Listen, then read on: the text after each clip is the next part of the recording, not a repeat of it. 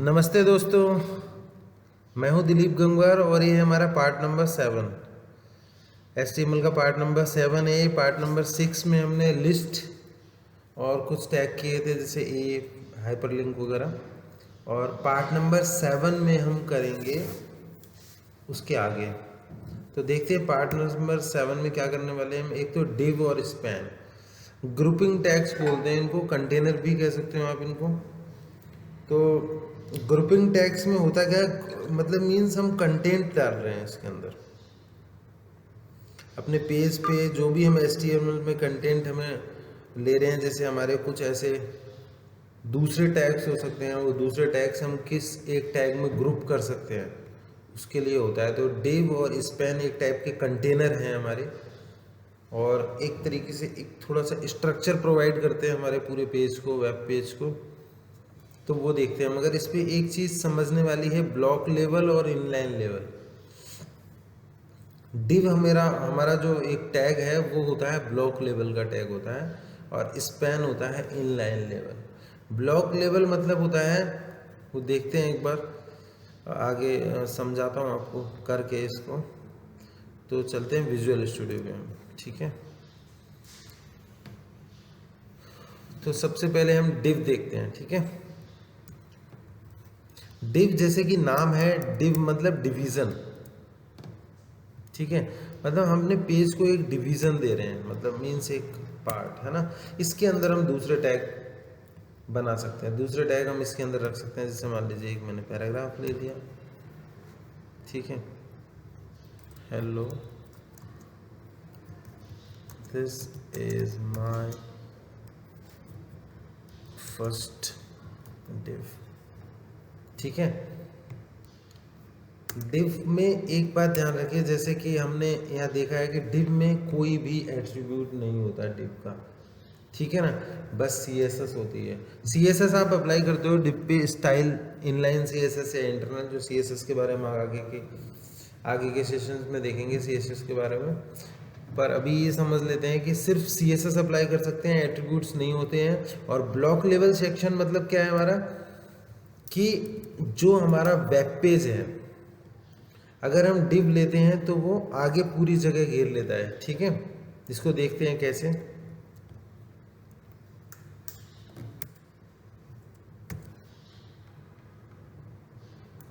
कोई एक और ले लेते हैं, H1।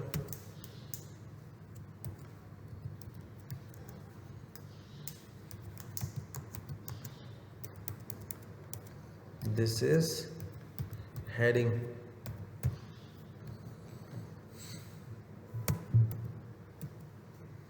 ठीक है। हम एक बार इसको रन कराते हैं, सेव कर लेते हैं फाइल को, डेस्कटॉप पे कर देते हैं फाइल सेव।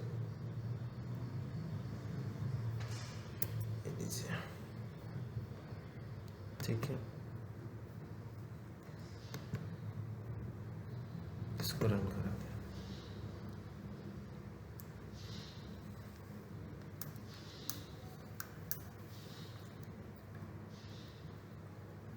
ठीक है, ये हमारा देखिए ये डिव है।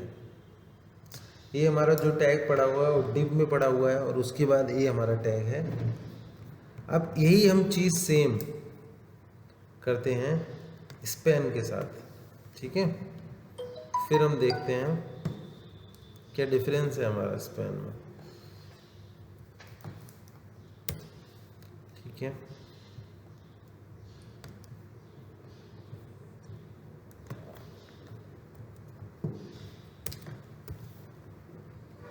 ये डिव टैग है, मैं इसको स्पैन में कन्वर्ट कर देता हूँ, ठीक है।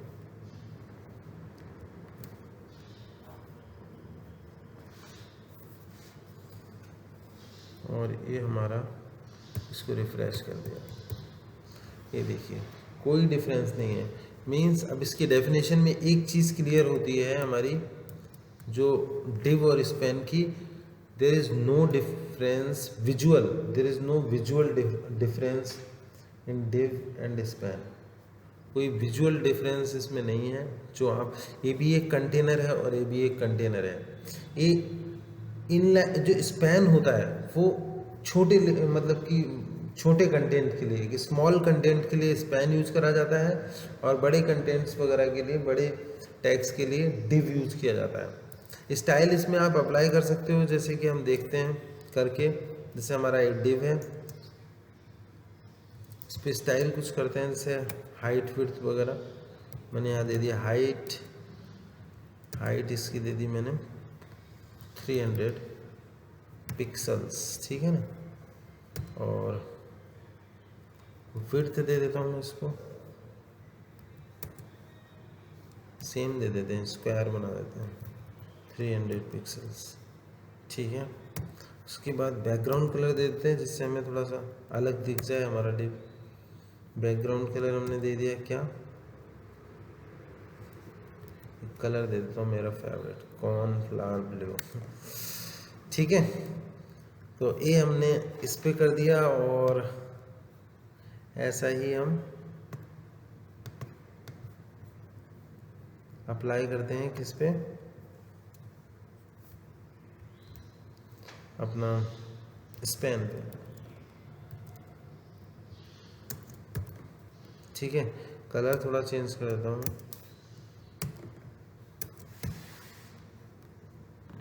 कौन सा कर दूँ बताइए, चॉकलेट,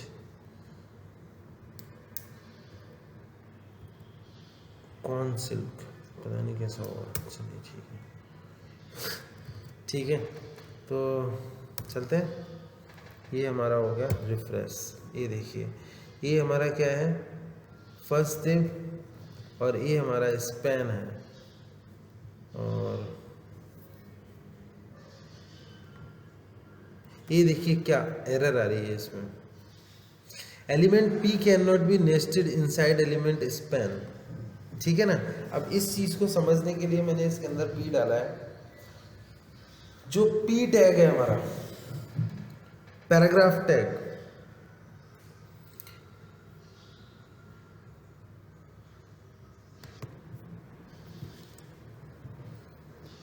तो इसमें हमें देख रहे हैं कि पी एलिमेंट स्पैन के साथ नेस्टेड नहीं हो सकता।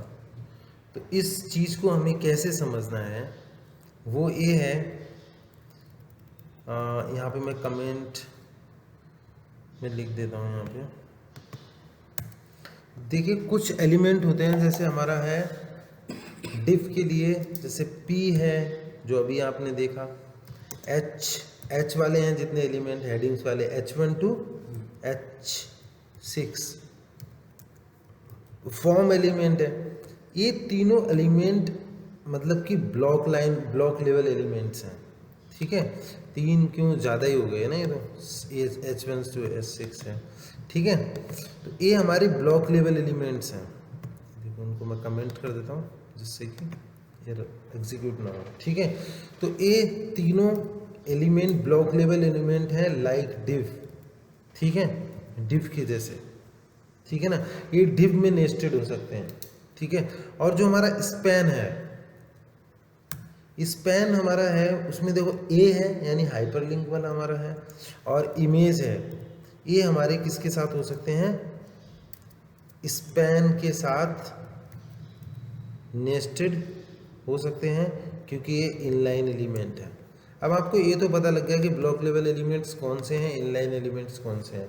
पर ब्लॉक लेवल और इनलाइन का जो छोटी सी मैंने बात बताई थी, कि अभी बताता हूँ स्टार्ट में, कि ब्लॉक लेवल का मतलब है वो एलिमेंट्स जो बड़े बड़े कंटेंट के लिए यूज होते हैं, पहला डिफरेंस। और स्पैन छोटे कंटेंट के, छोटे small chunk of code, used for small chunk of code, span के लिए, ठीक है। और ये बिग कोड के लिए, ज़्यादा एलिमेंट्स के लिए, ठीक है ना। दूसरी चीज़ वो होती है कि डिव एलिमेंट यानी ब्लॉक एलिमेंट्स क्या होते हैं, एक तरीके से ब्रेक, मतलब कि एक तरीके से इनबिल्ट ये ऐसे एलिमेंट हैं कि इनके पहले और इनके बाद में न्यू लाइन आ जाती है, ठीक है ना। आप जब डिव लेंगे तो डिव के बाद अगर आप कुछ लेंगे एलिमेंट, डिव के बाद जब मैंने H1 डाला है तो H1 कहाँ पे आया, न्यू लाइन में। ऐसा नहीं कि वो डिव के आगे आ गया, देखिए आप। अब जैसे मैंने ये डिव है मेरा, और जब मैंने उसके नीचे H1 लिखा तो H1 यहाँ नहीं आया, ये यहाँ आया है, ठीक है ना। तो जो हमारा ब्लॉक लेवल एलिमेंट्स होते हैं वो क्या करते हैं, न्यू लाइन उनके बाद ब्रेक लगाने की ज़रूरत नहीं होती है, वो न्यू लाइन उनके बाद आती है, और उनके पहले भी अगर पहले कुछ लिखा हुआ है तो उसके बाद वो न्यू लाइन में ही आएंगे। पर स्पैन एलिमेंट्स यानी ए इमेज, ये दोनों एलिमेंट्स ऐसे होते हैं जो कि न्यू लाइन से स्टार्ट नहीं होते, ये उतना ही एरिया लेते हैं, उतनी ही विड्थ लेते हैं जितनी उनको ज़रूरत होती है। डिव एलिमेंट्स फुल विड्थ लेते हैं पेज की, ठीक है। यानी जो ब्लॉक लेवल एलिमेंट्स जब आप लोगे तो उसके आगे की वो फुल विड्थ कवर करते हैं, ठीक है। और स्पैन एलिमेंट्स अपने आगे की विड्थ नहीं लेते, ठीक है। तो अब जैसे मान लीजिए हम स्पैन एलिमेंट्स का कोई भी यूज़ करते हैं, जैसे मान लो एक छोटा सा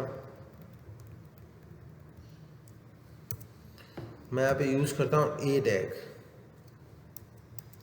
उसको रहने देते हैं हम, जैसे H1 था ना, वो सॉरी कौन सा है, जैसे हमने कुछ भी लिख दिया, मैंने लिख दिया हेलो, कुछ ऐसे कंटेंट लिख रखा है, उसके आगे मैंने ए टैग लिया एक, ठीक है, ए टैग है मेरा। अब ए टैग में मुझे आपको पता है कि मेरे को एक तो सबसे पहले href देना है, यानी हाइपरलिंक रेफरेंस देना है मेरे को।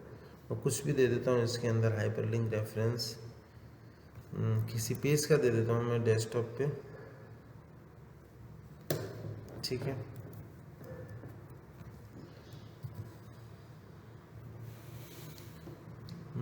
मैं डेस्कटॉप पे कोई देखता हूँ, जैसे HTML पेज 2 या 1, इसका एक रेफरेंस दे देता हूँ यहाँ पे, कंट्रोल C, यहाँ पे आ गए हम V, HTML page 1 dot HTML, उसका रेफरेंस मैंने यहाँ पे दे दिया, ठीक है। और href के बाद हम इसको जब बंद करेंगे ए टैग को, तो यहाँ बीच में कंटेंट लेंगे, कुछ भी लिख देता हूँ मैं, जैसे मान लिया होम पेज पे जाने के लिए मैंने ये दे दिया control A control K D, ठीक है। कंट्रोल A करेंगे आप सारा सिलेक्ट हो जाएगा, कंट्रोल K और D करेंगे तो सारा अलाइनमेंट हो जाता है, कोड लाइन में आ जाता है, ठीक है। तो अब देखिए, जैसे कि मैंने यहाँ पे एक छोटा सा एक कुछ लिखा हुआ है, कंटेंट कुछ लिखा हुआ है, उसके बाद मैंने ए टैग लिया है। अब मैं जाता हूँ कहाँ पे, ब्राउज़र पे, और आप जब यहाँ देखेंगे रिफ्रेश करूँगा तो देखिए हेलो के आगे होम आ गया, ठीक है। मतलब ए टैग है हमारा जो, वो न्यू लाइन में नहीं जाता, ठीक है ना। पर अगर यहाँ पे आप कुछ ऐसा लोगे जो ए टैग ना हो, अगर आप कुछ और लो, जैसे डिव ले लो, कुछ सिंपल डिव ही ले लेते हैं, मान लो मैंने कुछ भी लिख दिया यहाँ पे, ये डिव है हमारा, डिव लिया ही हुआ है, इससे पहले मैं कुछ भी लिख देता हूँ,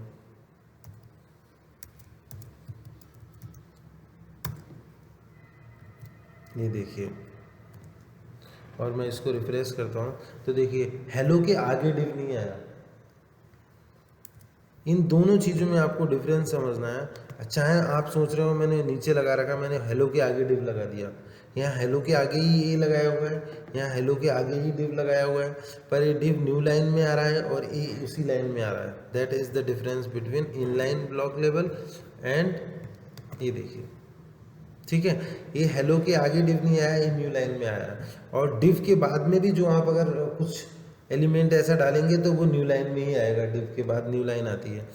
पर जो हमारे इमेज और ए टैग और इमेज टैग, ये इनलाइन हमारे टैग्स हैं और ये ब्लॉक लेवल है, ठीक है ना। यही डिफरेंस है। तो इसलिए हम स्पैन के अंदर, स्पैन क्योंकि इनलाइन है, वो विड्थ उतनी नहीं लेता, जितनी विड्थ चाहिए उसको उतनी ही लेता है। अभी स्पैन है हमारा, अब स्पैन के अंदर हमने कुछ भी, मान लीजिए स्पैन के अंदर मैं एक रेफरेंस ही डाल देता हूँ, ये ऐसा कुछ, या इमेज डाल देते हैं, इमेज सोर्स, कोई इमेज ले लेते हैं अपन, जैसे कि हमारे डेस्कटॉप पे पड़ी हुई हो, मान लो ये इमेज पड़ी हुई JPG 01, ठीक है, 01.jpg, ठीक है। ये मैंने अपने किसके अंदर ले रखी है, स्पैन के अंदर, और मैं इसको रन कराता हूँ। ये लीजिए, ये मेरी इमेज किसके अंदर आई है, स्पैन के अंदर, इसकी ये देखिए। और स्पैन के बाद ये बस हमें समझना है, देखिए क्या स्पैन के बाद न्यू लाइन में आया हेलो, ये देखिए यहाँ पे आ जाइए। स्पैन के बाद हेलो किस लाइन में आया, स्पैन के आगे ही आया, वो तो पी इसलिए पी डाल रखा था इसलिए एरर आ रही थी, ठीक है। मगर स्पैन के बाद हमारा एलिमेंट कहाँ आया, ये हेलो यहाँ पे आ गया एकदम जस्ट बाद में, न्यू लाइन नहीं आया, ठीक है ना। ये देखिए, तो बस हमें स्पैन और डिफ में हमें बस यही समझना था, स्पैन टैग्स यानी इनलाइन लेबल टैग्स जो हमारे यहाँ इनलाइन लेबल एलिमेंट्स हैं, स्पैन, इमेज, ए टैग्स हमारे होते हैं, ना तो इनसे पहले न्यू लाइन आती है ना इनके बाद, वो विड्थ उतनी लेते हैं जितनी उन्हें ज़रूरत होती है, इसलिए वो न्यू लाइन में नहीं आते। पर div, p, h1, h6, ये सब h2, h1 to h6, ये सारे टैग हमारे होते हैं ब्लॉक लेवल टैग। ये फुल विड्थ लेते हैं अपने सामने की फुल विड्थ लेते हैं, ठीक है। और उनके पहले और उनके बाद में न्यू लाइन आती है, यानी लाइन ब्रेक हो जाती है, ठीक है। तो ये है हमारा div और span। तो that's it guys for 7th session, 7th video session.